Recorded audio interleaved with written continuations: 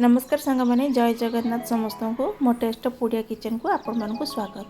मुझे गोटे नुआ रेसिपी नहीं कि आसी पितागाम साग। तो पितागाम साग को आम हूँ गोटे नुआ रकम रोषे करवा। तो पितागाम साग को मुझे भल भाव में बाछिकी बाहर करदेली।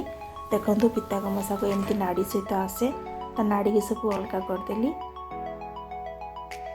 तो नाड़ी अलग करदेकी बहुत कम हो गला, गोटे मुठार मुठे हो गला। देखो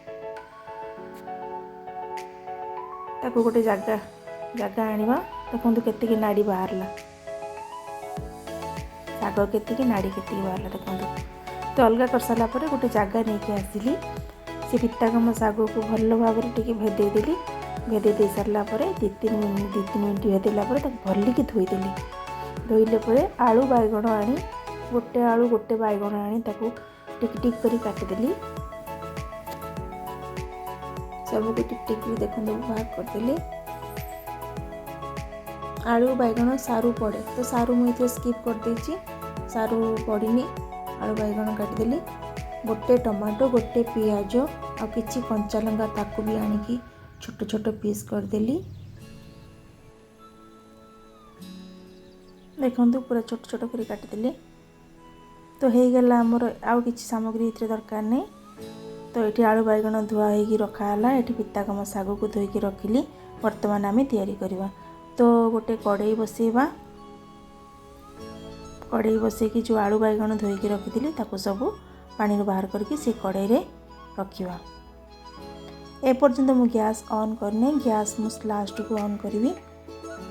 तो आलू बैगण धुआ को आनिकी पकेली। से कटा होइतिबा टमाटो पियाज कंचा लंका सबको ऐड कली। ता सहित बाटी सोरिष मसला, सोरिष रसुण कंचा लंका टिके हलदी ताको बाटिकी रखी। से पेस्ट को आम दबा।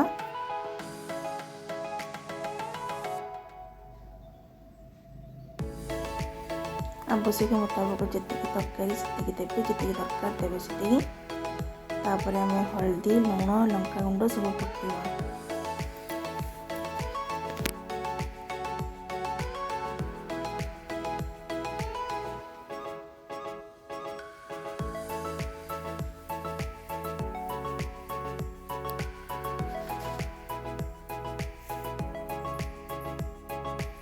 तापर ये आप सोरिष तेल कंचा सोरिष तेल ऐड करेंगे और आवश्यक मुताबक पानी टिके देवे।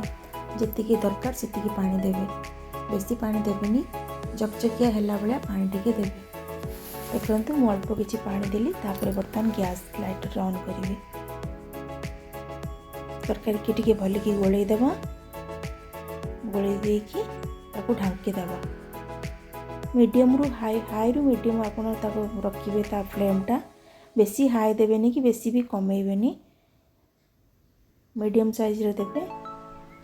मीडियम रे सी तार गुटु गुटु गुटु गुटु हेकी हे जिवो। 5 मिनिट भितर से भल रकम फुटिज। आलू बैगण सांगे सांगे हे जिवो। 5 मिनिट भितर से फुटिज। फुटीगला देखो मोर फुटीगला। फुटीगला जो साग आम धोईकी रखिथिबा पितागाम साग पानी रू चिपुड़ी एथिरे पकेइदबा।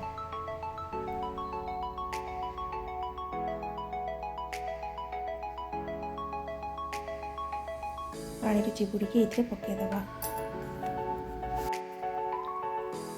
सब साग पानी काढ़ी पकई सारा पर पुणी थे आम टे खड़िका मारिदबा। भल रकम टे गोलईदबा। गोलई देकी पुणी 5 मिनट ढांकीदबा। देखो सब साग को मुझे पकईदेली।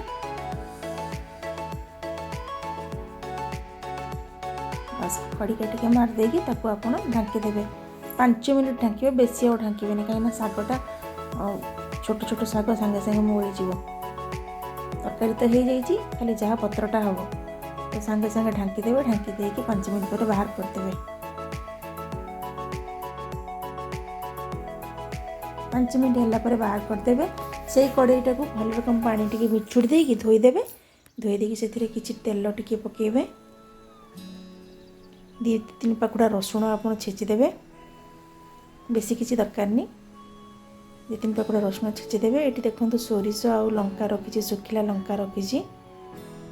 तो तेल फुटिलाणी आमर। सोरिष आ लंका को पकेइदबा। रसुण छेचिथिबा रसुण को मध्य पकेइदेबा।